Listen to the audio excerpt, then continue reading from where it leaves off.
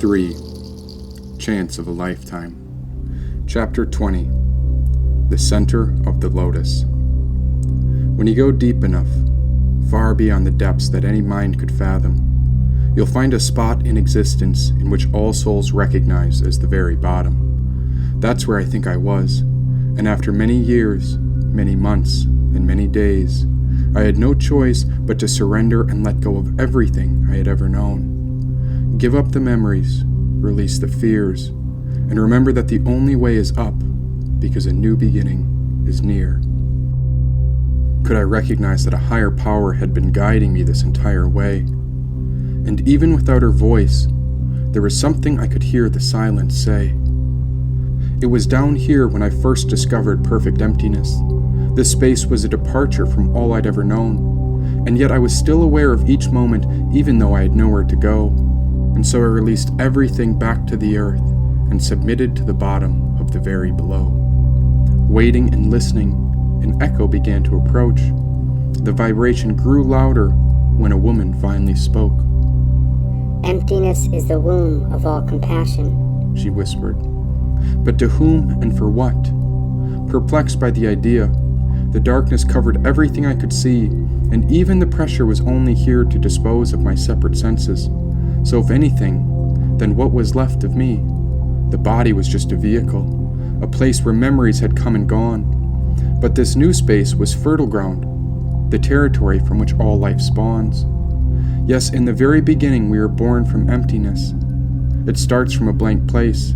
Just try to imagine who you were before God ever painted your face. Now do you see how this emptiness is tricky?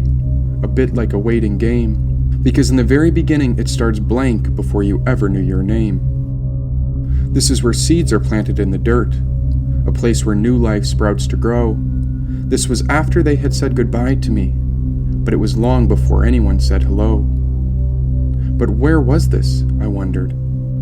"The universe is a jewel at the center of the lotus, in the cavern of the heart. Om Mani Padme Hum."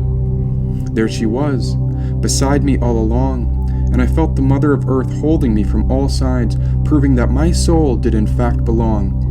Lying bare on the ground of creation, she shaped me when I understood that this was the knowing of the unknown. Known to those who know it not, it was the womb from which all life is grown. Yes, this is her secret teaching, the wisdom impossible to be taught, and only through pure experience could I understand it. This was the greatest paradox. Reshaping infinity into features, I sensed this was the balance where two opposites met, a place after death yet before birth, the mutable aspect of emptiness before anything was set. Now the place in which I was to take shape is the same place in which all art is made, and since this experience was starting on a new canvas, I knew there was no reason to be afraid. A crossroad between lives, and I was witnessing a miracle give birth to itself. Now what would you choose? Who would you become when you realize you create yourself? On one hand, I could stay rooted in this truth, and I could stay buried in this emptiness forever. Or would I grow to become something fresh? And then I could choose to become whoever. To be or not to be, that is the question. To stay here, or to venture out and find where I belonged. And I even felt the mysterious mala dissolving around my neck when I spoke the verse aloud. Om Mani Padme Hum. Now the Queen of Pentacles entered into my awareness. There I could sense her seated on the grand throne, high atop a mountain in the wilderness, where all sorts of wild creatures did roam.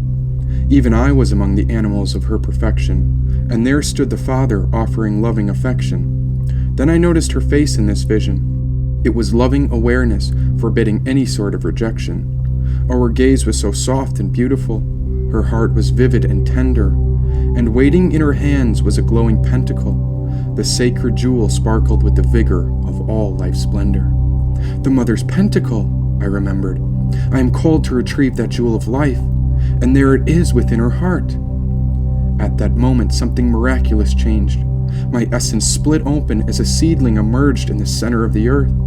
I watched two sides come together, where the masculine and feminine gave birth. The left palm met the right, and together I found them in prayer. Then I reached through the center of creation as my essence became conscious of this loving awareness.